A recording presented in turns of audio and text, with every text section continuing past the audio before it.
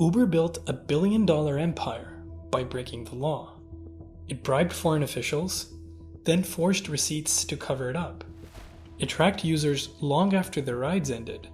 Uber employees even casually monitored the movements of celebrities, not for safety, not for analytics, but for fun, because they could. There were no safeguards, no accountability, just access.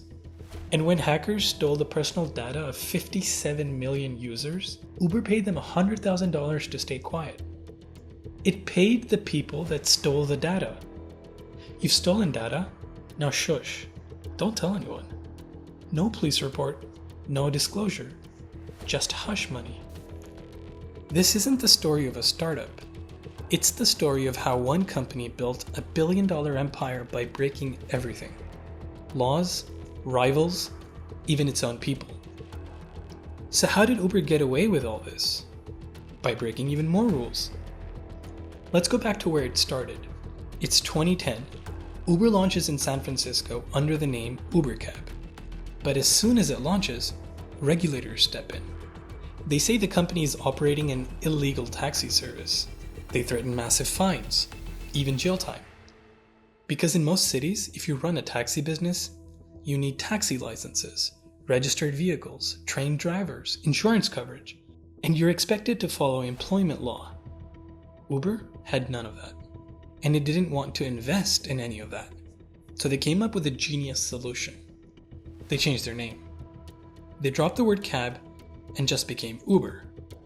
Then they said, we're not a taxi company, we're a tech platform. But here's the truth, nothing changed. Same service, same rides, just a new name. By changing one word, Uber walked straight past the laws that were meant to stop it. Changing the name was just the start.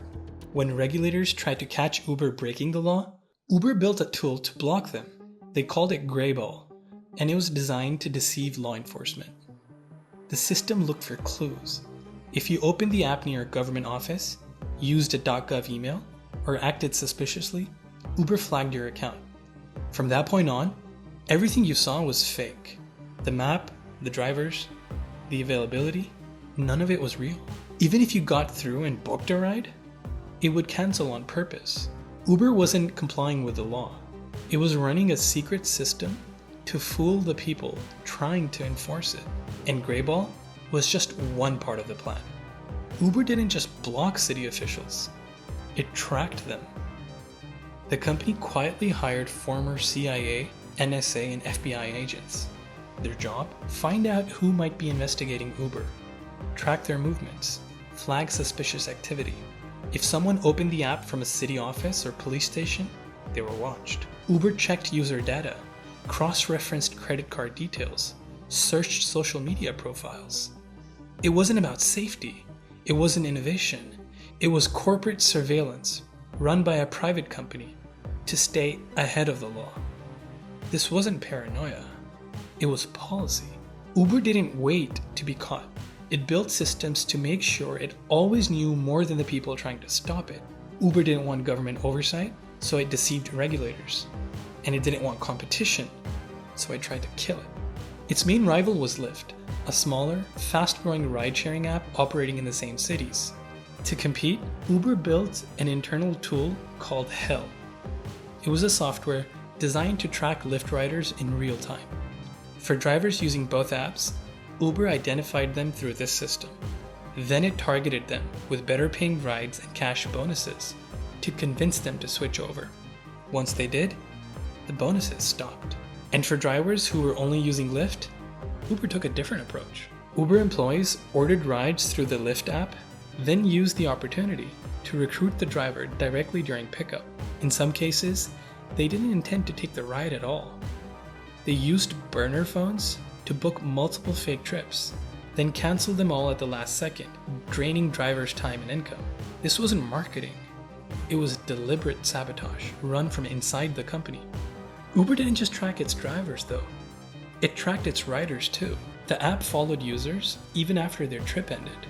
Internally, employees had access to location data and used it to track celebrities, just because they could. There were no controls, no oversight, just power. and no rules around how it was used. Then came the breach. Hackers stole the personal data of 57 million people, riders and drivers. Instead of informing the public, Uber paid the hackers $100,000 to stay silent. They disguised the payment as a bug bounty and kept it off the record. And this wasn't the only cover-up.